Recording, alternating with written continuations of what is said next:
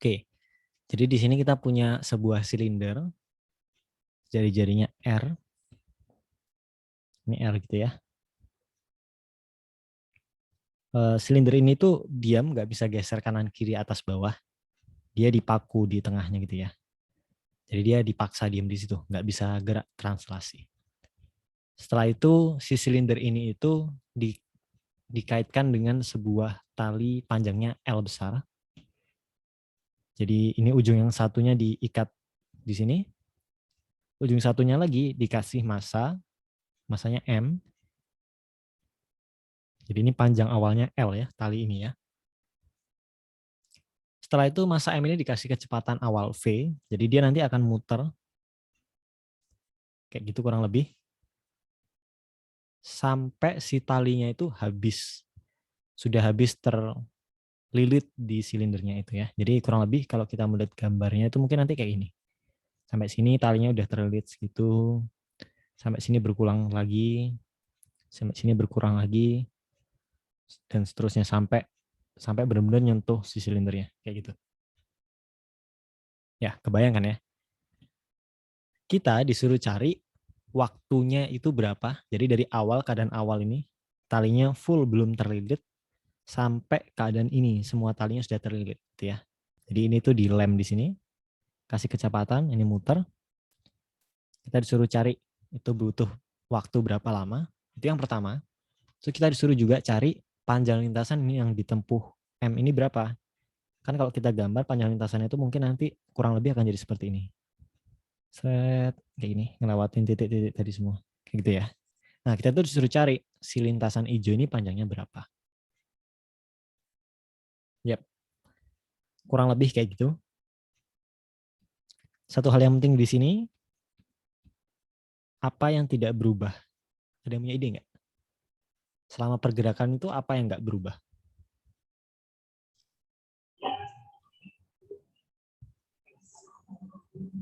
Panjang tali, Kak. Panjang tali betul, panjang tali totalnya gitu ya maksudnya ya. Ya. Oke, ada lagi? Ada yang punya ide? Apalagi yang nggak berubah? Cari-cari lingkaran. Kecepatannya, Kak. Oh iya, tentunya ya, R-nya tidak berubah membesar atau mengecil si silindernya. Ada yang punya ide lagi? Apa yang tidak berubah? Posisi silindernya, Kak. Kecepatannya, Kak. Bisa posisi silindernya. Tapi ada satu lagi yang sangat Kecepatannya bukan, penting. Apanya? kecepatan gitu. Betul. Ya, jadi kecepatan si massa M ini itu nanti nggak berubah. Alasannya apa? Karena si kecepatannya ini selalu tegak lurus sama talinya nanti. Kan awalnya kayak gitu tuh. Nanti setelah tergulung sedikit, misalnya jadi kayak gini, kecepatannya juga masih ke sana. Gayanya ke sana. Gitu.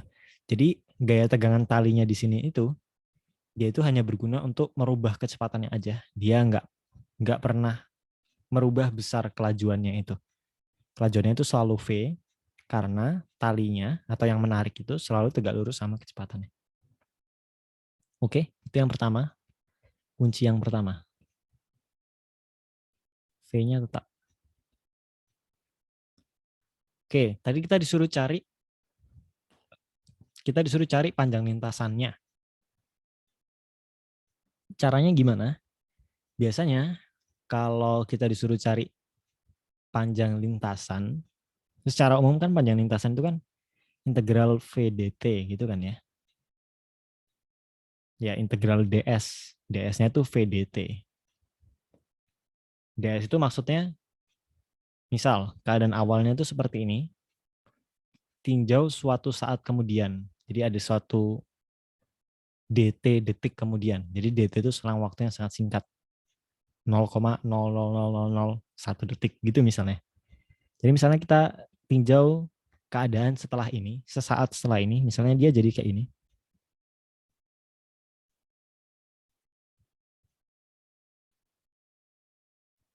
Ini agak dramatis sih gambarnya, tapi sebenarnya yang mau kita tinjau itu perubahan yang kecil banget gitu ya.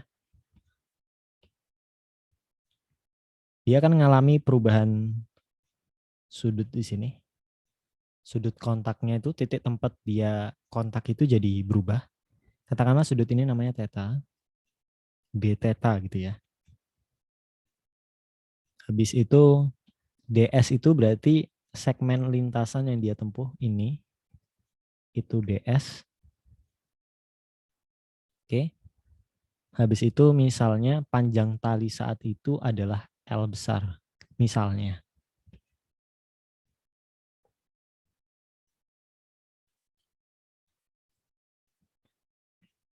Coba kaitkan ds dengan d theta. Ada yang punya ide nggak?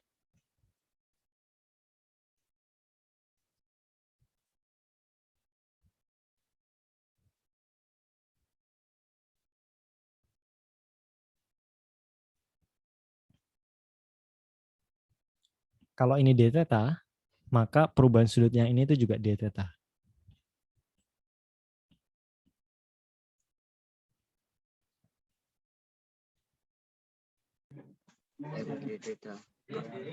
Gimana? Ya, betul ya. ds-nya itu sama dengan hubungannya ds dengan d theta punya hubungan ds sama dengan L d theta. L di sini itu bukan panjang total tali ya, tapi panjang tali yang masih terurai. Kayak gitu. Oke. Sekarang idenya itu aku mau integral ini semua. Jadi ds di integral itu kan nanti jadi S, yaitu panjang lintasan yang ditempuh. Nah sekarang integral L d theta. Kalian nggak bisa langsung bilang ini L theta gitu, nggak bisa. Kenapa? Karena L ini itu fungsi theta. Maksudnya kayak ini. Misal ya, kita ulangin lagi aja. Misalnya dia itu titik awal kontaknya itu ada di sini. Di sini gitu ya talinya ya. Jadi biar nggak siku-siku ini aja. Jadi di posisi yang ini dia itu sudah muter sejauh theta, lalu kita tinjau dia itu berubah sedikit lagi d theta gitu ya. Jadi L ini itu adalah fungsi theta. Maksudnya kalau thetanya ini makin gede, maka L-nya ini makin pendek. Kalau dia sudah muter sampai sini gitu misalnya, thetanya berarti yang ini udah besar sekali kayak gitu. Berarti nanti L kecilnya itu yang ini itu udah makin kecil. Jadi L kecil di situ itu adalah sebuah fungsi theta. Ada yang punya ide L kecil itu kalau dinyatakan dalam theta itu apa? L awal dikurangi theta dikali R. Iya, betul ya. Jadi panjang tali yang tersisa ini L kecil itu adalah panjang tali awal dikurangi theta itu, theta R ini adalah panjang tali yang sudah terlilit di sini ya. Oke, ini d theta. Nah, ini baru kita bisa integral. Karena L besar itu konstan, R besar itu juga konstan. Jadi S-nya itu L theta dikurangi theta kuadrat per 2 dikali R. Sekarang masukkan batas bawah dan batas atasnya. Batas awal, keadaan mula-mula itu jelas ya, tetanya 0. Sekarang waktu berhenti, tetanya itu berapa kira-kira? Ketika semua talinya sudah habis,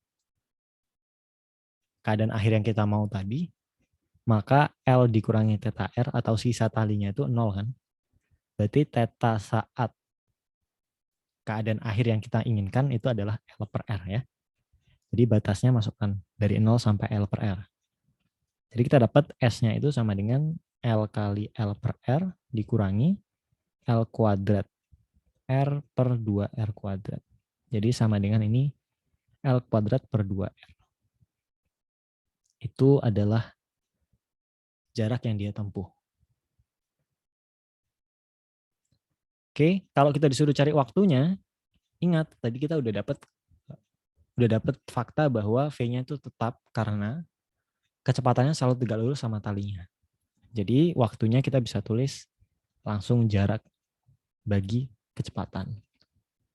Atau L kuadrat per 2RV. Gitu.